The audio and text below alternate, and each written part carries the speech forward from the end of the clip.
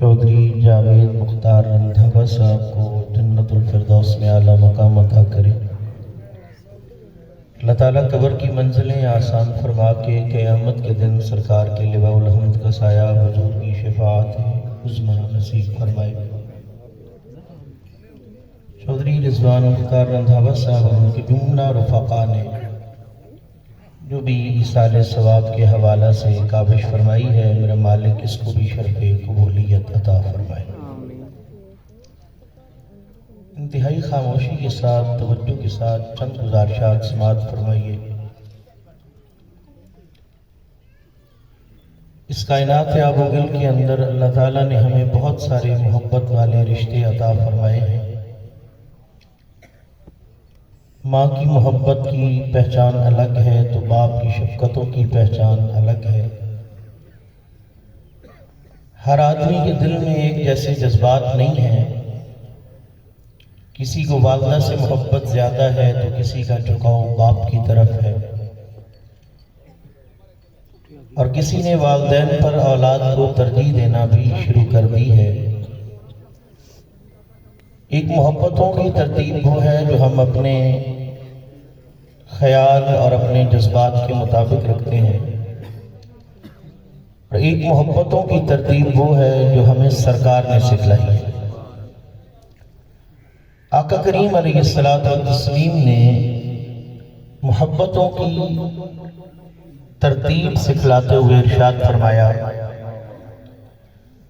احب اللہ لما یغزوکم من نعمہ۔ فرمایا میرے غلاموں، جب تم محبت کرنے لگو تو سب سے پہلی محبت جو تیرے دل و دماغ میں جگہ پائے وہ مخلوق کی محبت نہ ہو بلکہ خالق کی محبت۔ سب سے پہلے تم اللہ سے محبت کرو۔ اللہ سے محبت کرنے کی وجہ کیا بیان فرمائی؟ فرمایا لما یغزوکم من نعمہ، کیونکہ وہ تمہیں غذا بھی عطا کرتا ہے اور تم پر اپنی نعمتوں کی برسات بھی کرتا ہے۔ اس کائنات کے اندر ابھی ہم آئے نہیں تھے، وہ خالق کریم تب سے ہم سے محبت کرتا ہے۔ میڈیکل سائنس ترقی کر گئی ہے۔ الٹرا ساؤنڈ جو چیزیں آج ہمیں دکھا رہا ہے، قرآن مقدس نے صدیوں پہلے کھول کے رکھ دی۔ آپ قرآن مقدس کو اگر پڑھیے تو جہاں پہ قرآن مقدس نے انسان کا تعارف کرواتے ہوئے منی یمنا فرمایا یا سلسال کالفخار کہا، تو سورہ مومنون 18ویں پارے میں اللہ تعالیٰ نے ان تمام مراحل کو ترتیب وار ذکر کیا جتنے مراحل ہم اپنی ماں کے بطن میں طے کرتے ہیں۔ اللہ رب العزت نے ارشاد فرمایا ثم خلقنا النطفہ، فرمایا انسان کی حیثیت اور اوقات اس حقیر قطرے سے زیادہ نہیں تھی جو کپڑے پہ لگے تو کپڑے کو خراب کر دیتی، جسم پہ لگے تو جسم خراب ہو جاتا ہے، جس جگہ موجود ہو حقارت اور گھن آتی ہے۔ میرا رب فرماتا ہے خلقنا النطفۃ علقہ، فرمایا وہ تیرا کریم رب ہی ہے کہ اس نے تجھے ماں کے بطن کے ان پردوں کے اندر تمہیں اس قطرے سے بدل کے خون کا لوتھڑا بنا دیا تھا۔ فَخَلَقْنَا الْعَلَقَةَ مُضْغَةً فَخَلَقْنَا الْمُضْغَةَ عِظَامًا، فرمایا پھر خون کے لوتھڑے کو ہم نے گوشت کی بوٹی میں بدل دیا، اور پھر یہ کاریگری اسی کی ہے کہ وہ گوشت میں سے چاہتا ہے تو ہڈیاں بھی پیدا فرما دیتا ہے۔ کہ جتنے مراحل، آپ بس میری بات کو اگر صرف سنیں گے خاموشی سے، کہ مجھے واحد بھائی نے حکم دیا، چودھری صاحب سے شاید اس طرح باقاعدہ پہلی ملاقات ہے، اللہ ان کے بھائی کے درجات بلند فرمائے۔ میں ایک مزاج رکھتا ہوں بھئی، یہ جو کل 40واں سالانہ ہوتا ہے یہ تربیتی نشست ہوتی ہے کہ جو چلا گیا اس میں تو مڑ کے آنا کوئی نہیں، اور ہم نے یہاں ہمیشہ رہنا کوئی نہیں۔ تو شاید ہم نے بیٹھا کوئی ایک سچی توبہ کر لے، اللہ تعالیٰ اسے اسلام اور غلامی مصطفیٰ کا ذوق عطا کر۔ بس آپ توجہ سے بات سنیں۔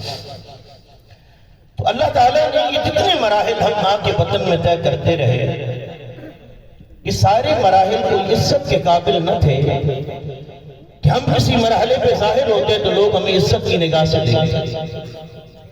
آج یہ معروف بات ہے، ظاہر ہے قرآن مقدس نے جب ماں کی محبت اور باپ کی تعظیم کا حکم دیا ہے، اور یہ بہت بڑا حکم ہے۔ آپ قرآن مقدس کی ترتیب کو پڑھیے تو پتہ چلے کہ والدین کے احترام کا حال کیا ہے۔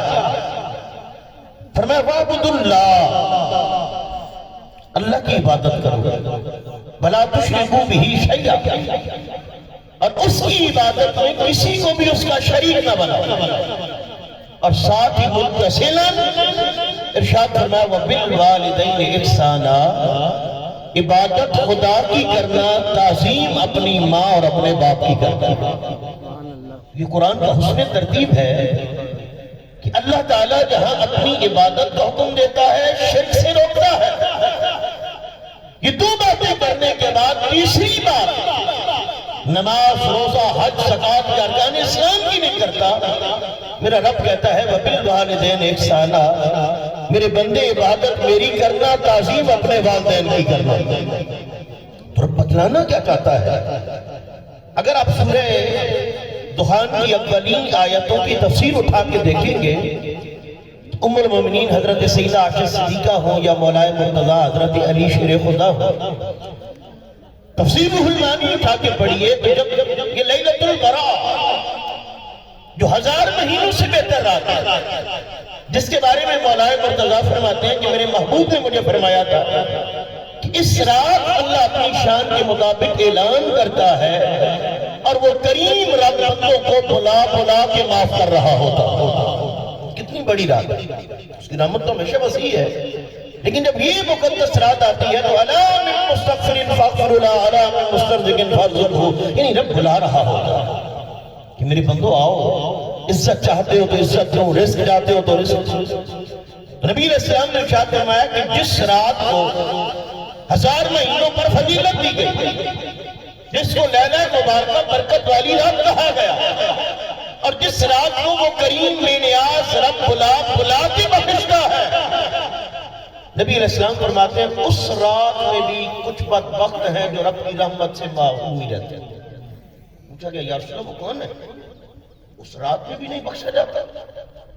جب اللہ تعالیٰ بڑے بڑے گناہوں کو معاف کرتا ہے، آپ تفسیر اٹھا کے پڑھیے، میرے نبی کی حدیث ہے، سرکار نے فرمایا والدین میں سے دونوں کا یا ایک کا گستاخ ہو، اللہ تعالیٰ اسے لیلۃ القدر کی رات میں بھی معاف نہیں فرماتا۔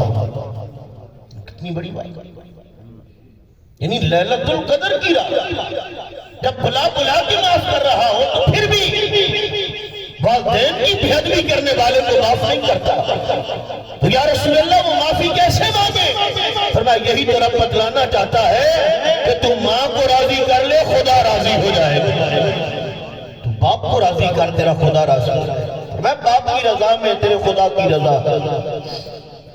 اللہ تعالیٰ نے بے شک یہ تعظیم اور یہ اپنی جگہ، محبتیں ان کی اپنی جگہ، لیکن اگر آپ اس ترتیب کو پڑھیے، سبق اگر بھولا نہیں جس بات سے میں نے بات کو شروع کی ہے کہ جتنے مرحلے ہم ماں کے بطن میں طے کرتے آئے، وہ خون کی صورت ہو، وہ نطفہ کی صورت ہو، وہ کچی بوٹی کی صورت ہو، جس مرحلے پہ ظاہر ہوتے ہماری ماں ہم سے محبت نہ کرتی، ہمارا باپ ہمیں سینے سے نہ لگاتا، لیکن آپ قرآن مقدس کی ترتیب کو پڑھیے فَقَصَوْنَ الْعِظَامَ لَحْمًا ثُمَّ أَنشَأْنَاهُ خَلْقًا آخَر فَتَبَارَكَ اللَّهُ أَحْسَنُ الْخَالِقِينَ۔ میرا رب بتلانا یہ چاہتا ہے کہ میرے بندے ابھی تو ماں کی آنکھ کا تارا بننے کے قابل نہیں تھا، ابھی باپ کی شفقتوں کو لینے کے قابل تیری حیثیت نہیں ہوئی تھی، اس وقت بھی اگر تجھ سے کوئی ذات پیار کرتی تھی تو وہ تیرے رب کی ذات تھی جو تجھ سے پیار کر رہا تھا۔ اللہ اس وقت سے پیار کر رہا ہے۔ اور پھر یہ بات یاد رکھیے، میڈیکل سائنس کا کوئی بندہ بیٹھا ہے، 4 مہینے اور خاص دن گزرتے ہیں تو سٹرکچر مکمل ہو جاتا ہے ماں کے بدن، جسم مکمل ہو گیا، اب روح حیوانی اس کے اندر داخل ہو جاتی ہے، باقاعدہ حرکات و سکنات کا سلسلہ شروع ہے، ایک زندہ انسان ایک انسان کے اندر اندھیری کوٹھری میں بیٹھا ہے، آکسیجن کا محتاج ہے، گروتھ کے لیے خوراک کا محتاج ہے، اس کو مختلف چیزوں کی ضرورت ہے، محتاجی ہے، ابھی مانگنے کے قابل ہوا نہیں۔ کیا جب ماں کے بطن میں مکمل انسان بن چکا ہوتا ہے، عقل اتنی کامل ہوتی ہے کہ خدا سے شناسائی ہوتی ہے؟ رب کو کیسے پہچانے؟ خود کو نہیں پہچان سکتے۔ کیا زبان میں بولنا سیکھ لیا تھا؟ کیا ہاتھ اٹھانے کا طریقہ آ گیا تھا؟ تو فرمایا جب تم ماں کے بطن میں تھے کتنی چیزوں کے محتاج تھے؟ تمہیں گروتھ کے لیے خوراک کی محتاجی تھی، تمہیں آکسیجن چاہیے تھا سانس لینے کے لیے۔ تو فرمایا جب تو ماں کے بطن میں تھا مانگنے کے قابل نہیں تھا، ہم نے تجھے وہاں مکمل کیا، پروان چڑھایا، اور جب تو مکمل ہو گیا پھر محتاج ہو گیا۔ فرمایا تو مجھے جانتا نہیں تھا، مجھ سے مانگنے کے قابل نہیں تھا، ہاتھ اٹھانے کے قابل نہیں تھا، تو ذرا بتا تو صحیح انسان کہ جو رب تجھے بغیر مانگی اتنا عطا کرتا تھا وہ تیرے ہاتھ اٹھانے میں کتنا عطا فرماتا۔ جتنا پیار خدا ہم سے کرتا ہے اتنا پیار ہم سے کوئی نہیں کر سکتا۔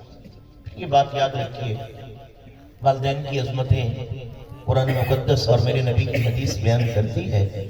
نہ ماں کی محبت کا انکار ہے، نہ باپ کی شفقتوں کا انکار ہے، بڑے عظیم رشتے ہیں۔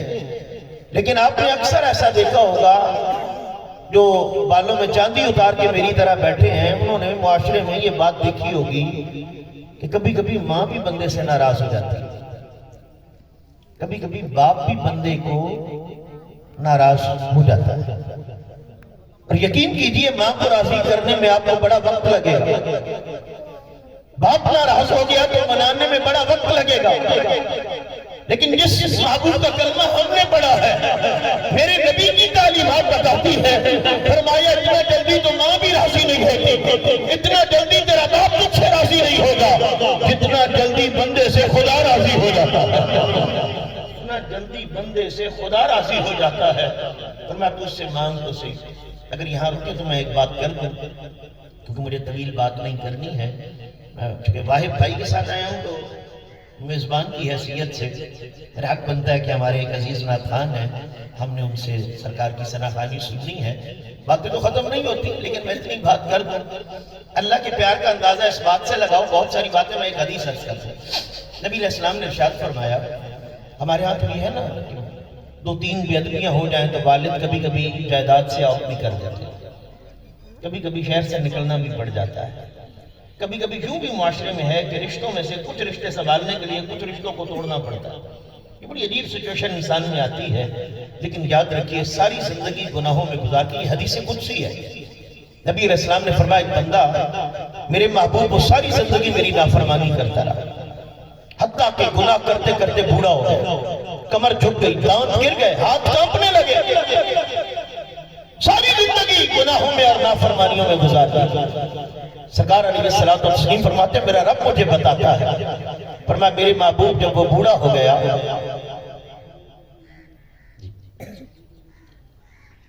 فرمایا جب بوڑھا ہو گیا بیماری سر پہ اتنا چڑھ گئی کہ چارپائی سے اٹھنے کے قابل نہ رہا۔ یہ کہانی نہیں میرے نبی کی ہے، سرکار نے فرمایا اٹھنے کے قابل نہ رہا، اب دانت گر چکے، ہاتھ کانپتے ہیں، پاؤں لڑکھڑاتے ہیں۔ فرمایا اب تو یار بھی یاریاں نبھانے کے لیے ڈیرے پہ قدم نہیں رکھتے۔ جب ہر طرف سے مایوس ہو گیا، موت سر پہ منڈلا رہی تھی، تو میرے حبیب یہ رب سنا رہا ہے اپنے محبوب کو کہ میرے حبیب کب اس کو یاد آتا ہے کہ مر جاؤں گا تو میرا رب مجھ سے حساب لے گا، خدا کے خوف کی وجہ سے اس کی زبان سے یہ نکل جاتا ہے اللہم اغفر، میرے رب مجھے معاف کر دے، میرے رب مجھے معاف کر دے۔ سرکار نے پوچھا مولا جو ساری زندگی تیرے در پہ نہیں آیا، ساری زندگی رزق تیرا کھاتا رہا، نافرمانیاں کرتا رہا، تو میرے محبوب پھر بتلانا اس کو معاف کیا کہ نہیں کیا؟ اللہ تعالیٰ ارشاد فرماتا ہے میرے حبیب وہ بالکل موت کے کنارے میرے دروازے پہ آیا ہے، لیکن اس وقت بھی مجھے اس کے سفید بالوں سے حیا آ جاتی ہے، میں اس کے گناہوں کو معاف کر دیتا ہوں۔ اور قرآن تو کہتا ہے اِلَّا مَنْ تَابَ وَآمَنَ وَعَمِلَ عَمَلًا صَالِحًا فَأُولَٰئِكَ يُبَدِّلُ اللَّهُ سَيِّئَاتِهِمْ حَسَنَاتٍ۔ بندہ مانگتا ہے اپنی حیثیت کے مطابق، اپنی اوقات کو دیکھ کے، لیکن رب عطا کرتا ہے اپنی شان کے مطابق ہم کہتے ہیں مولا معاف کر دے، یہ قرآن ہے۔ فرمایا الا من تاب وآمن وعمل عملا صالحا، فرمایا جب کوئی سچی توبہ کا ارادہ کر کے میری بارگاہ میں آ جاتا ہے تو وہ کہتا ہے میرے گناہوں کو معاف کر دے، مٹا دے۔ رب کہتا ہے میں صرف مٹا نہیں دیتا، میں صرف معاف نہیں کرتا، بلکہ یبدل اللہ سیئات حسنات، میرا بندہ جب مجھ سے کہہ رہا ہوتا ہے کہ گناہوں کو مٹا دے، فرمایا میں گناہوں کو مٹاتا نہیں بلکہ اپنے کرم سے گناہوں کو بھی نیکیوں میں تبدیل فرما دیتا ہوں۔ کیا گناہ ہوتا ہے میرا رب اسے نیکیوں میں بدل دیتا ہے۔ اور یہ بات بھی یاد رکھیے، سال کے بعد اگر ہم یہاں چودھری جاوید صاحب کے بیٹے یہ محفل سجائیں، سال کے بعد کلمہ پڑھا جائے، قرآن مقدس پڑھا جائے اور دعا کے لیے دوستوں کو مدعو کیا جائے تو الحمدللہ دعائیں میرا رب سنتا ہے۔ لیکن ایک دعا کا طریقہ وہ ہے جو مسلم شریف کی میں ایک حدیث عرض کر دیتا ہوں، معاملہ سمجھنے میں آسانی ہو جائے۔ یہ آخری حدیث پاک سنیے، نبی علیہ السلام کی حضرت ابو ہریرہ اس کے راوی ہیں، سرکار نے ارشاد فرمایا اذا مات الانسان انقطع عنہ عمله الا من ثلاث، فرمایا ابو ہریرہ جب انسان مر جاتا ہے تو سارے عمل اس کے روک دیے جاتے ہیں، لیکن الا من ثلاث، تین عمل ایسے ہیں جو مرنے کے بعد بھی فائدہ پہنچاتے رہتے ہیں۔ جو کہ یا رسول اللہ وہ کون سے ہیں؟ فرمایا الا من صدقۃ جاریہ، مرنے والا کوئی صدقہ جاریہ کرے۔ صدقہ جاریہ کا کرائیٹیریا بڑا وسیع ہے، خدمت خلق، ویلفیئر ٹرسٹ، کوئی چیز بنا جاتا ہے جہاں سے مخلوق خدا فائدہ اٹھاتا ہے۔ حتیٰ کہ میرے نبی کی حدیث رہنمائی کرتی ہے کہ میٹھے پانی کا انتظام کر گیا اور وہاں سے انسان تو انسان کوئی کیڑا بھی آ کے حلق کرتا ہے، اللہ تعالیٰ اس کا بھی اجر میت کو قبر میں عطا فرما دیتا ہے۔ الا من صدقۃ جاریہ۔ دوسری بات فرمائی علم ينتفع به، علم نافع پڑھا گیا، علم نافع، کسی کو اچھی بات سکھا دی، دین سکھا دیا یا بھلائی کی بات سکھا دی۔ اس کی ایک مثال میں دے دوں، مثال کے طور پہ سکھا دیا سرکار کی اس حدیث کو سامنے رکھی کہ میرے بیٹے کانٹا راستے میں پڑا ہو تو سائڈ پہ کر دیتے ہیں کسی کے پاؤں میں نہ چپ جائے، ابھی بھلائی کی بات تھی۔ فرمایا جب تک سیکھنے والا عمل کرتا رہے گا، سکھانے والا قبر میں بھی چلا گیا، اللہ تعالیٰ اس کو وہاں اجر عطا فرماتا رہے گا۔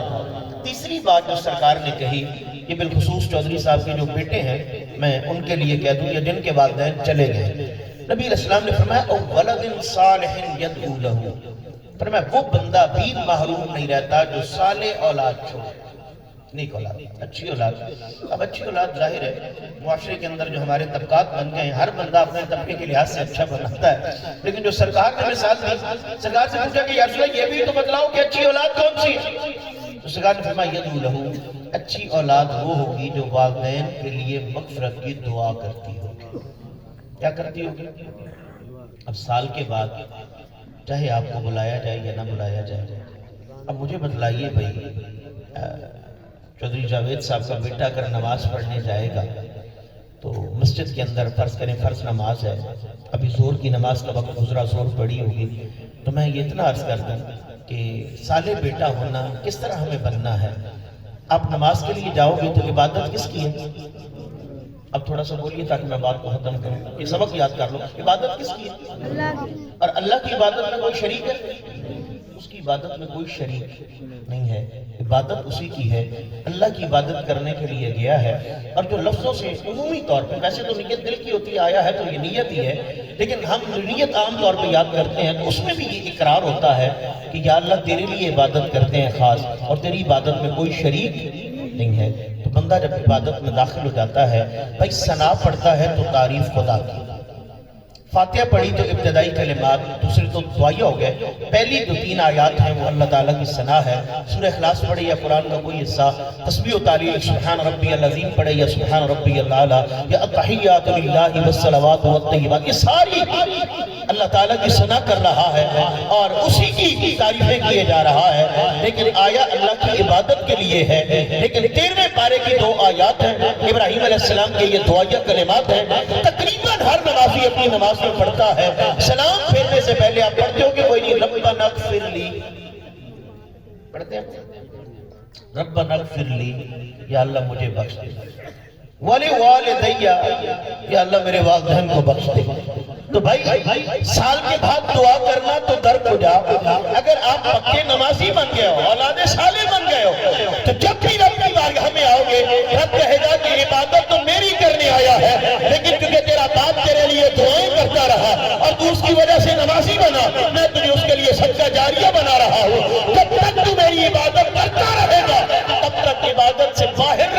دوں گا جب تک اپنے بوڑھے ماں باپ کے لیے دعائیں مغفرت نہیں کرتا۔